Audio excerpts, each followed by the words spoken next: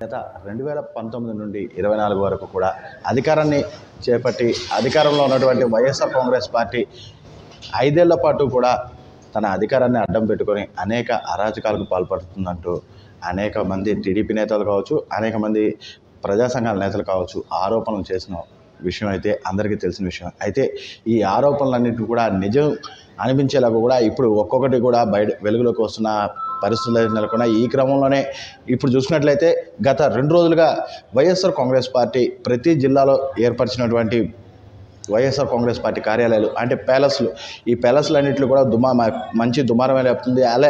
అలాంటి క్రమంలో ఇటు నెల్లూరు జిల్లాలో నిర్మించినటువంటి వైఎస్ఆర్ కాంగ్రెస్ పార్టీ కార్యాలయం ఓ పేద మహిళకు చెందినటువంటి భూమిని కబ్జా చేసి కూడా ఈ వైఎస్ఆర్ కాంగ్రెస్ పార్టీ కార్యాలయాన్ని నిర్మించారంటూ ఇటీవల కాలంగానే ఆ మహిళ బయటకు వచ్చింది. అయితే నిన్నటి రోజున ఆ మహిళ పోలీస్ స్టేషన్లో కూడా ఫిర్యాదు చేసిన విషయం అయితే తెలిసిన విషయం. అయితే ఇలాంటి క్రమంలో అసలు ఆ విషయం ఏంటి, ఆ భూమి ఎలా సంక్రమించింది, అసలు ఆ వైఎస్ఆర్ కాంగ్రెస్ పార్టీ కార్యాలయాన్ని ఎలా కబ్జా చేసి కట్టారనే విషయాన్ని, పూర్తి విషయాలన్నీ కూడా ఆ మహిళ మాటల్లోనే అడిగి తెలుసుకునే ప్రయత్నం చేద్దాం. అమ్మ చెప్పండి, మీకు ఆ భూమి ఎలా సంక్రమించింది, వైఎస్ఆర్ కాంగ్రెస్ పార్టీ కార్యాలయానికి మీకు చెప్పి తీసుకున్నారా, అసలు ఏమైంది? నమస్తే సార్, నా పేరు కౌసర్ జాన్. ఇది నా భూమి సార్. అది వాళ్ళు ప్యాలెస్ కట్టుండేది నా భూమి సార్. అది అనిల్ కుమార్ గారు నా భూమిలో కబ్జా చేసి కట్టారో మరి ఏమో నాకు తెలియదు సార్. నా భూమిలో మటుకు వాళ్ళు ఇట్లా ప్యాలెస్ కట్టి ఉన్నారు సార్. అసలు ఈ భూమి మీకు ఎలా సంక్రమించిందమ్మా? ఈ భూమి మా వారు సౌదీకి వెళ్ళారు సార్. భార్య బిడ్డలకి వదిలేసి 22 సంవత్సరాల నుంచి వస్తూ పోతూ ఉన్నారు సార్. 22 సంవత్సరాలు ఉన్నారు సార్. అప్పుడు ఆ భూమి కొనింది. ఎలా కొన్నామంటే ఆయన పంపించిన డబ్బుల్లో మేము సగం కూడబెట్టుకొని ఆయన సగం పంపించి అవన్నీ కూడబెట్టుకొని అవి తీసుకున్నాం సార్. మేము భూమి 2002లో తీసుకున్నాం సార్. ఆ భూమి మేము అప్పటి నుంచి మేము సాగు చేసుకుంటున్నాం సార్. ఆ భూమిలో దాంట్లో మామిడి చెట్లు, సపోటా చెట్లు, పనస చెట్లు, జామ చెట్లు అవన్నీ ఉన్నాయి సార్. దాంట్లో అది ఒక తోటలాగా చేసుకొని సాగు చేస్తున్నాం. దాంట్లో ఆ భూమిలో మరి మధ్యలో భూమి ఖాళీగా ఉంటే దాంట్లో ఏమంటే వంకాయ, బీరకాయ, బెండకాయ అన్నీ వచ్చి పండించుకుంటున్నాం సార్. మేము దాంట్లో జీవన సాగించుకుంటున్నాం సార్. మాకు ఇలా జరిగింది సార్. న్యాయం చేయండి సార్ మీరు. అయితే మీకు ఇటీవల కాలంగా అది ఎప్పుడు తెలిసింది అంతలో ప్యాలెస్ అక్కడ కడుతున్నారు, అంత పెద్దది కడుతున్నారు అనేది మీకు వైఎస్ఆర్ కాంగ్రెస్ పార్టీ వాళ్ళు ఎవరైనా తెలిపారా, లేదంటే మీకు ఇతరులు తెలిపిస్తే మీరు అక్కడికి వెళ్ళి అడిగారా? నేను ఇతరులు గురించి మాకు తెలిసింది సార్. నేను ఒక ఫంక్షన్లో పోతే అక్కడ చెప్పారు సార్ నాకు. ఏంటమ్మా మీ భూమిలో కడుతున్నారు, ఏమి అమ్మేశారా అని చెప్పి అడిగారు సార్. అడిగితే నాకు అప్పుడు తెలిసింది సార్. నాకు తెలీదు సార్, అప్పుడు దాకా నాకు తెలియదు సార్. అప్పుడు మేము వెళ్ళి అది నిజమా అబద్ధం అని పోయి అక్కడ చూసాం సార్. చూస్తే అక్కడ ఇటుక రాళ్ళు అన్నీ తోలి పెట్టి ఉన్నారు, శంకుస్థాపన జరిగిపోయి ఉన్నది. ఎవరు కట్టారు ఏంది అంటే అనిల్ కుమార్ గారు అని చెప్పారు సార్. సరే అని చెప్పి నేను అక్కడ పోయాము సార్. నేను మా అల్లుడు గారు ఇద్దరు అక్కడ పోయి అడిగితే ఏంటి సార్, ఏం న్యాయం సార్ ఇది, మా భూమిలో ఎలా కడతారు సార్ మీరు, మాకు డబ్బులు కూడా ఇవ్వకుండా అలా అంటే, నేను ఇచ్చేసానమ్మా డబ్బులు 30 లక్షల లెక్క నుంచి ఇచ్చేసాను, ఎకరాకి 30 లక్షలు ఇచ్చేసాను సార్, ఇచ్చాను అని చెప్పారు. నాకు ఒక ఎకరాకు కూడా 1 లక్ష కూడా రాలేదు సార్. నా భూమిలో అట్లా ఎలా కడతారు సార్, నాకు న్యాయం చేయండి సార్ అని చెప్పి పోయినాను సార్. నేను అక్కడికి పోతే వాళ్ళు న్యాయం నాకు ఏం చెప్పలేదు. ఆ నాగి అని అతనికి ఒప్పగిచ్చారు సార్. ఏదో ఈ పేపర్లు చూడు అని చెప్పి ఆ సర్వే నెంబర్ చెప్పారు సార్. అవన్నీ మాకు అక్కడ పంపించారు సార్. పంపిస్తే మేము అక్కడ పోయినాం సార్. పోతే ఆ నాగి అసలు రెస్పాన్సే లేదు సార్, తీసుకోలేదు. మా పేపర్లు చూడండి చెప్పారు సార్ అని చెప్పి పేపర్లు పక్కన పడేయండి అనేసారు సార్ ఆ నాగి అనే అతను. మాకు పోయిన ఎన్నిసార్లు అయితే అరిగిపోయినాయి సార్. నేను ఒకసారి అయితే మాకు ఆటోకి కూడా ఛార్జింగ్ లేక నేను నడిచి కూడా పోయినాను సార్ అతని దగ్గరికి.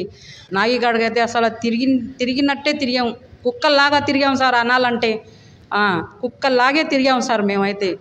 మా చెప్పులు అరిగిపోయినాయి కానీ మాకేం న్యాయం చేయలేదు, న్యాయం జరగలేదు సార్ మాకు. ముస్లిం మైనార్టీల అభ్యున్నతి కోసమే నేను నెల్లూరు నగరంలో మైనార్టీ అభ్యర్థిని ప్రకటించానని చెప్పి మైనార్టీ అభ్యర్థిని ప్రకటించారు కదా. ఆ మైనార్టీ అభ్యర్థిని ప్రకటించిన సమయంలో మీరు ఆయన కలిసారా? ఆయన సాటి మైనార్టీగా మీకు ఏమైనా సహాయం చేయడానికి ఏమైనా సహకరించడం కానీ ఏమైనా చేశారా? ఏం చెందలేదు సార్. ఖలీల్ దగ్గరకు పోయినాను సార్. నేను పోతే ఆయన ఏం చెప్పాడంటే ఎవరో జమీర్ అంట అతనికి ఒప్పగిచ్చాడు ఆయన. ఇది ఏందో అది ఏదో చెప్తారు, పిల్లి కదా కుక్క కదా ఏదో పిట్ట కదా అని, అట్లా అయిపోయింది సార్ నా జీవితం. అక్కడ పో ఇక్కడ పో అక్కడ పో ఇక్కడ పో ఇదే అయిపోయింది నా జీవితం అంతా.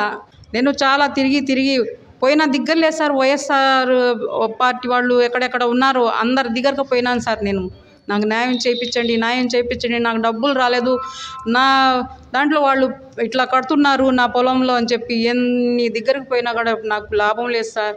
ఏంటంటే సార్ నేను చాలా పేదరాలని సార్, అందుకని చెప్పి నాకు పక్కన పెట్టేస్తున్నారు సార్ వాళ్ళు.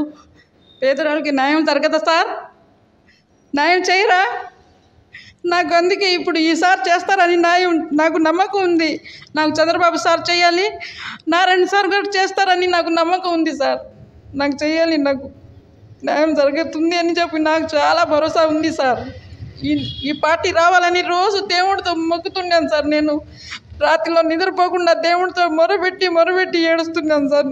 నాకు ఈ పార్టీ వచ్చి న్యాయం చేస్తుంది అని నాకు నా మనసు చెప్తుండింది. అలాగే చేస్తుంది అని నాకు గ్యారంటీగా ఉంది సార్. సార్ వాళ్ళు చేస్తారు నాకు న్యాయం అని. ఈ పార్టీ రావాలని చాలా నేను ప్రార్థన చేస్తున్నాను సార్. నమ్మకం ఉంది నాకు. అది ఇప్పుడు నిన్న పోలీస్ స్టేషన్లో ఫిర్యాదు చేశారు కదమ్మా, పోలీసు వాళ్ళు ఏమన్నారు? న్యాయం చేస్తానన్నారు సార్. నాకు న్యాయం తప్పకుండా జరగద్దమ్మా అన్నారు సార్.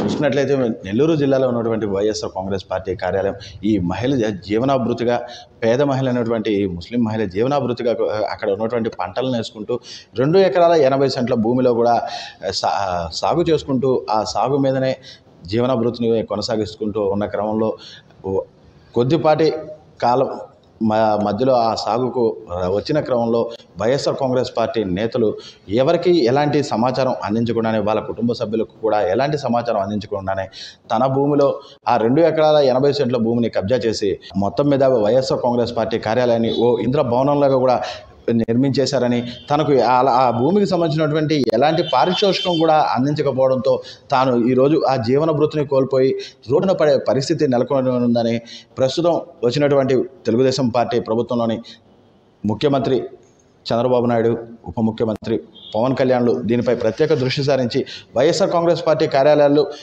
26 జిల్లాలపై ఎలా అయితే ప్రత్యేక దృష్టితో ఆ అనుమతులన్నీ తీసుకున్నారో అదే క్రమంలో ఈ నెల్లూరు జిల్లాలో ఉన్నటువంటి దాన్ని కూడా ప్రత్యేక దృష్టితో తీసి ఆ మహిళలకు కూడా న్యాయం చేయాలంటూ ఆ మహిళ ప్రాధాయపడుతున్న పరిస్థితి నెలకొని ఉంది. కెమెరా పర్సన్ ప్రవీణ్తో బాలరాజు, న్యూస్ 360 నెల్లూరు.